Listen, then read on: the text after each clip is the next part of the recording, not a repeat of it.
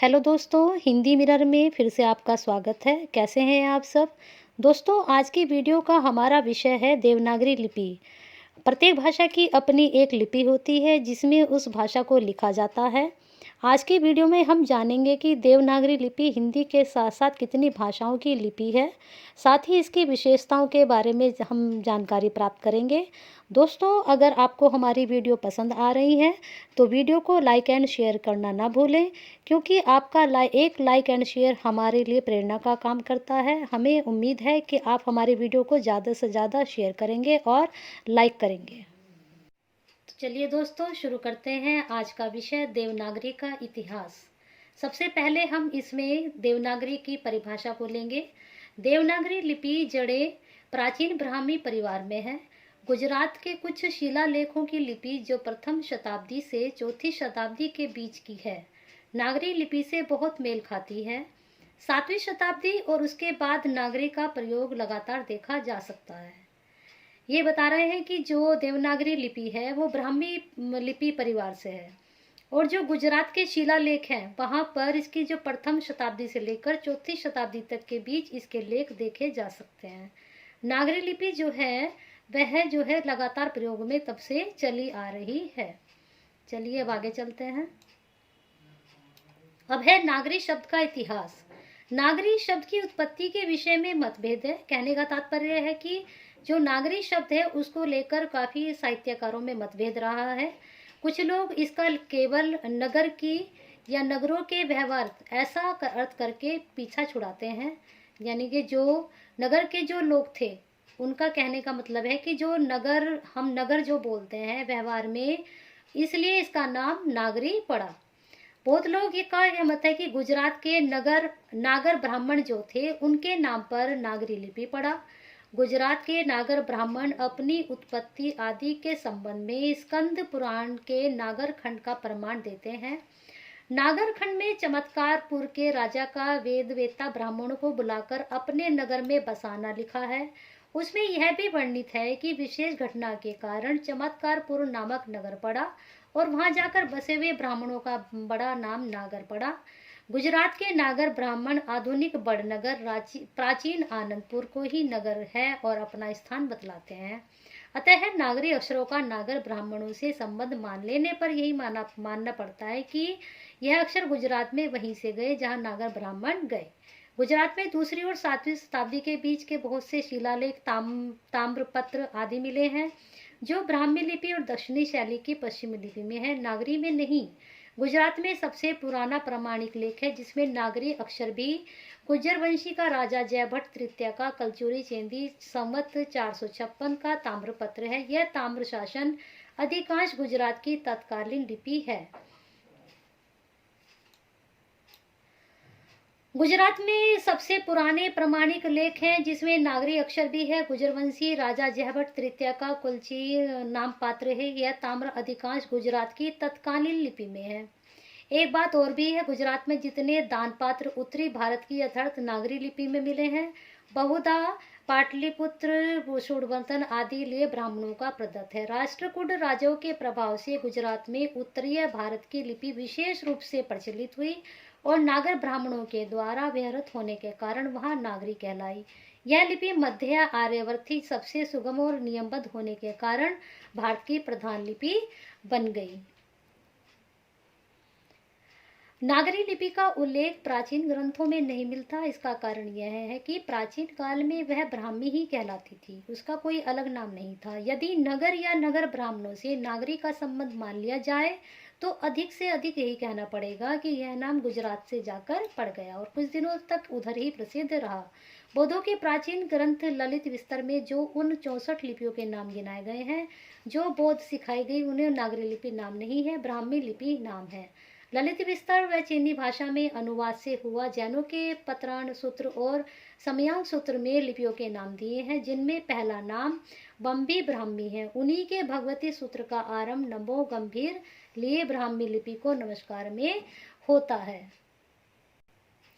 सबसे प्राचीन लिपि भारतवर्ष में अशोक की पाई जाती है जो सिंधु नदी के पार प्रदेश गांधार आदि के छोड़ भारतवर्ष में सर्वत्र बहुधा एक ही रूप की मिलती है। अशोक के समय से पूर्व अब तक 2 छोटे से लेख मिले हैं। इनमें से एक तो नेपाल के तराई में पिपरवा नामक स्थान में शाक्य जाति वालों के लिए बनवाए और बौद्ध स्तूप के भीतर रखे पत्थर के छोटे से पात्र पर एक ही पंक्ति में खुदा हुआ है और बौद्ध के थोड़े ही पीछे का है। इस लेख के अक्षरों और अक्षरों के मध्य में विशेष अंतर नहीं है। अंतर इतना ही है कि इसमें दीर्घ स्वर चिन्हों का अभाव है। दूसरे अजमेर से कुछ बडली नामक ग्राम में मिला। महावीर संवत का है। यह स्तंभ पर खुदे हुए किसी बड़े लेख का खंड है। इसमें विराव जो दीर्घ ई की मात्रा है वह अशोक के लेखों की दीर्घ की मात्रा में बिल्कुल निराली और पुरानी है। जिस लिपि में अशोक के लेख हैं वह प्राचीन आर्यों या ब्राह्मणों की निकाली हुई ब्राह्म लिपि है। जैनों के प्रज्ञान सूत्र में लिखा है कि अर्धमागधी भाषा जिस लिपि में प्रकाशित की जाती है वह ब्राह्मी लिपि है।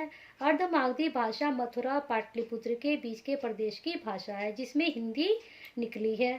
अतः ब्राह्मी लिपि मध्य आर्यवर्त की लिपि है जिसमें क्रमशः उस लिपि का विकास हुआ जो पीछे नागरी कहलाई। अब देखिए नागरी लिपि का उद्भव एवं विकास कैसे हुआ। लगभग 350 के बाद ब्राह्मी के जो 2 शाखाएं लेखन शैली के अनुसार मानी गई। विंध्य से उत्तर की शैली उत्तरी तथा दक्षिण की बहुधा दक्षिणी शैली।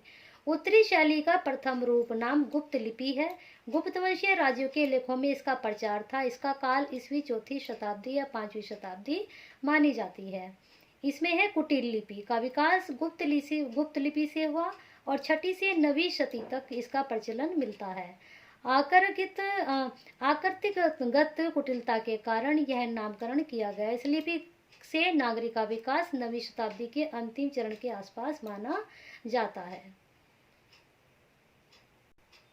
अब देखिए दक्षिणी शैली की जो लिपियां हैं प्राचीन ब्रह्म लिपि उससे परिवर्तित रूप से मिलती है जो क्षत्रप और आंध्रवशी राजाओं के समय लेखों तथा उनसे कुछ पीछे के दक्षिण के नासिक गुफाओं के लेखों में पाया जाता है।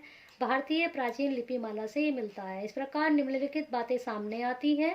मूल रूप में देवनागरी आदि स्रोत ब्रह्म लिपि है। जो देवनागरी की जो लिपि है वो कौन सी लिपि है? ब्राह्मी लिपि से निकली है देवनागरी।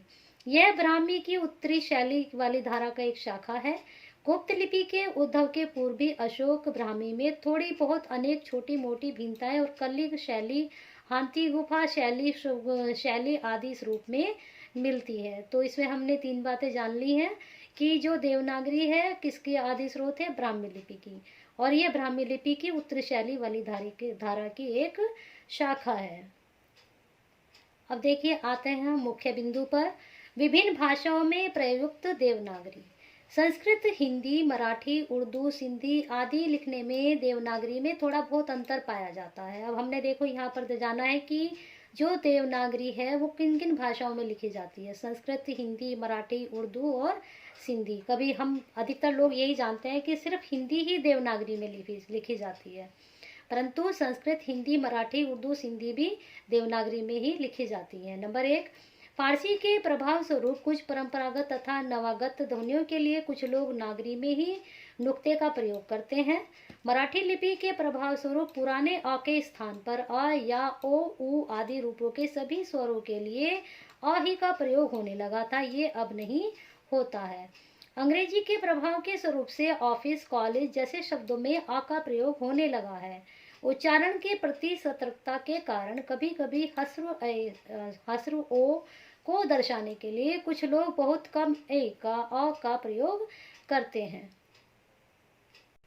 अब जैसा सभी को पता है कि आजकल कंप्यूटर का युग है, तो कंप्यूटर युग में भी देवनागरी का अपना एक स्थान है। कंप्यूटर युग में सबसे आरंभ में देवनागरी के लिए विभिन्न कृतिदेव आकृति आदि फॉन्टों का प्रयोग किया गया, जिन्हें अब लिगेसी फॉन्ट, कालातीत फॉन्ट कहते हैं। बाद में यूनिकोड का प्रचलन हुआ। आजकल देवनागरी लिखे अनेक यूनिकोड फॉन्ट जैसे मंगल, गार्गी आदि उपलब्ध है। यूनिकोड के आगमन के कारण देवनागरी लगभग सभी ऑपरेटिंग सिस्टम, सभी अभिकलनीय युक्तियों, डेस्कटॉप, लैपटॉप, टैब, स्मार्टफोन आदि पर और सभी सॉफ्टवेयर अनुप्रयोगों पर काम कर रही है। तो दोस्तों, आज हमने देवनागरी के इतिहास के बारे में जाना और समझा। अगर आज की वीडियो आपको पसंद आई है तो इसको लाइक एंड शेयर करना ना भूलें, और हिंदी मिरर भी सुनीति के साथ अपना प्यार और साथ ऐसे ही बनाए रखें। आपको अगर हमारी और वीडियोस देखनी है तो डिस्क्रिप्शन में उनके लिंक दिए गए हैं, आप उन लिंक पर क्लिक करके उन वीडियो को भी देख सकते हैं।